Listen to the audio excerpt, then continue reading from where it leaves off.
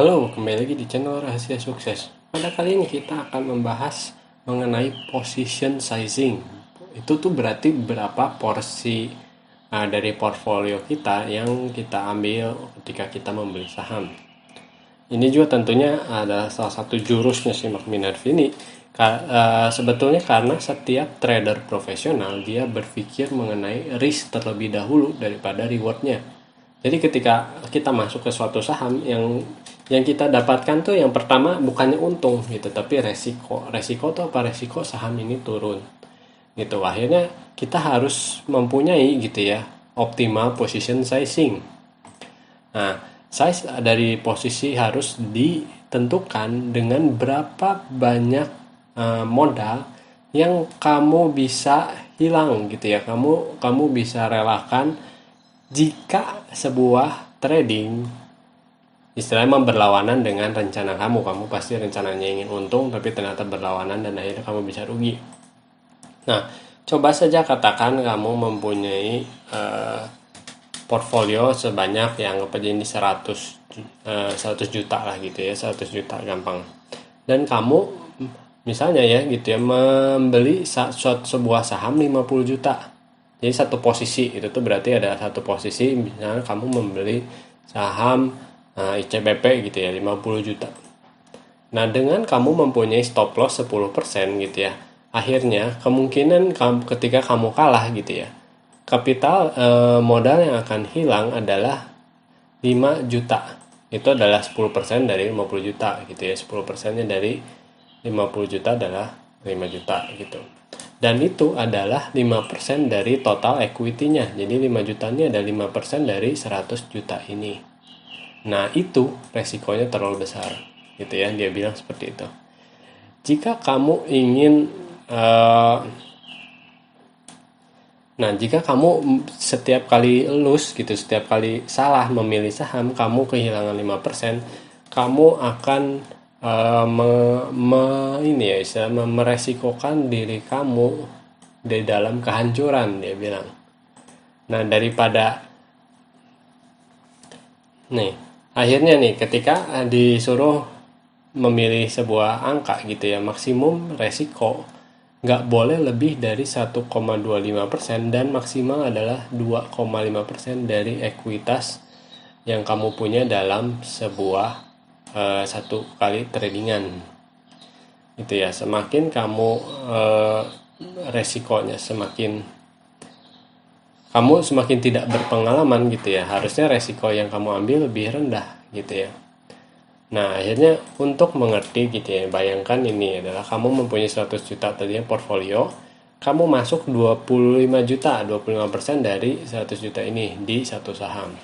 Dengan stop loss 10% gitu ya, ini dia berpikir selalu risk dulu gitu ya. Oh, kalau ini kita bisa sampai stop loss gitu ya, 10% gitu ya, kamu memiliki resiko 2.500 dari modal kamu jika kamu kalah itu gitu ya. Berarti ini ada 22,5% dari total equity. Nah, itulah maksudnya resiko tertinggi yang ideal gitu ya untuk sebuah modal gitu ya. Jika kamu ingin mengecilkan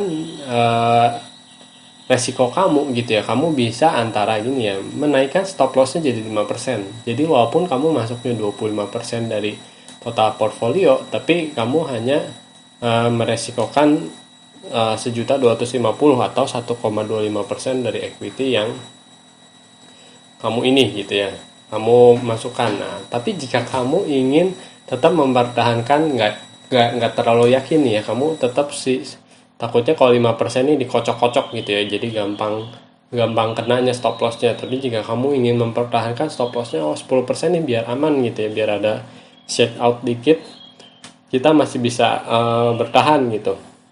Nah, akhirnya caranya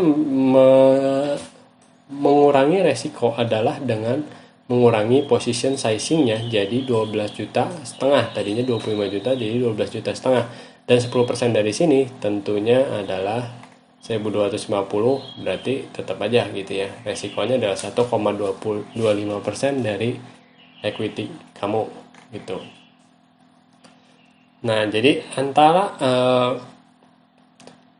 kamu bisa bermain dengan nilai stop loss kamu atau berapa besar position sizing kamu gitu ya, berubah gitu ya. Jadi di antara dua ini bisa berubah, tapi ingat aja gitu, resiko per trade-nya jangan lebih dari 2,5%. Tapi kalau terlalu kecil juga, misalnya mainin satu lot gitu ya dengan uang 100 juta, ya tentu aja kapan mau naiknya gitu ya.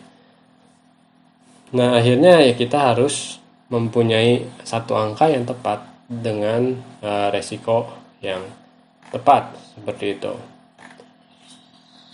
Nah, ini yang tadi ya, yang dibanding-bandingin. Nih, sebetulnya kita bisa nih ya. Pokoknya mah istilahnya pengennya 1,25% dari total equity. Kalau kita yakin sebetulnya kita masuk bisa 50% posisi ya dari total, tapi stop lossnya dia cuman berapa nih? Ini nih. Stop lossnya cuma 2,5%. Jadi kalau turun 2,5% dia langsung jual. Seperti itu gitu ya. Jadi ini resikonya berbeda-beda. Tapi kalau pemula gitu, saya juga belajar, saya bermainnya di sini. Terus aja di 12,5% posisi seperti itu. Dan tentunya kalau bisa stop lossnya juga dikurangin biar lebih kecil. Seperti itu.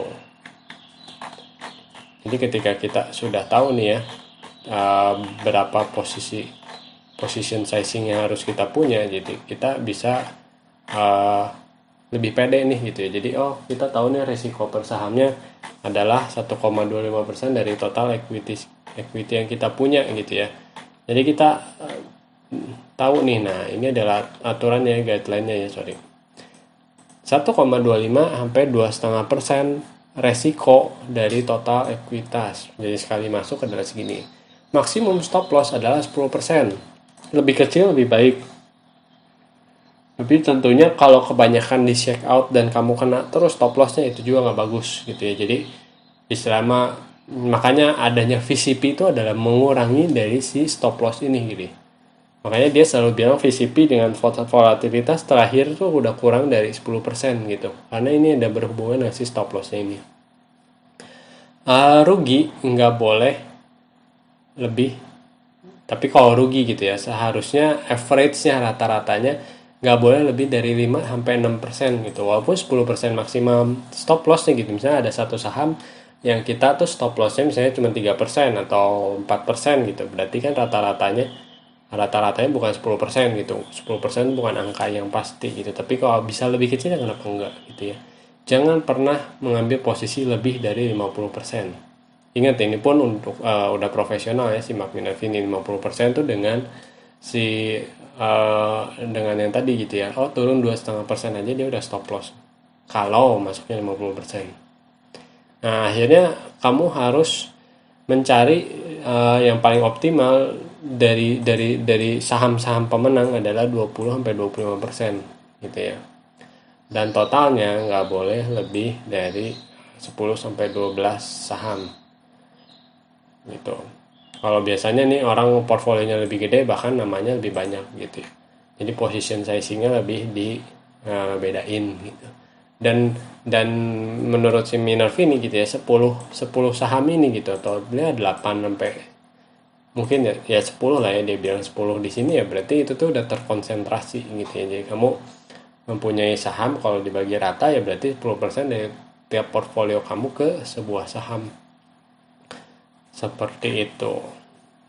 Nih, akhirnya dia bilang ya, secara ideal dia suka mengkonsentrasikan modal dia ke saham-saham pemenang. Dari 20-25% dari total portfolio in each of top. Nah, jadi dia di 4 atau 5 stock pick favorit dia gitu. Dia memasukkan 20-25% dari portfolio dia. Seperti itu. Oke, sampai di sini dulu video ini. Jangan lupa like atau komen jika kalian tanyakan, share dan diskusikan dengan teman kalian. Penting tekan tombol subscribe. Sampai bertemu di video selanjutnya. Terima kasih.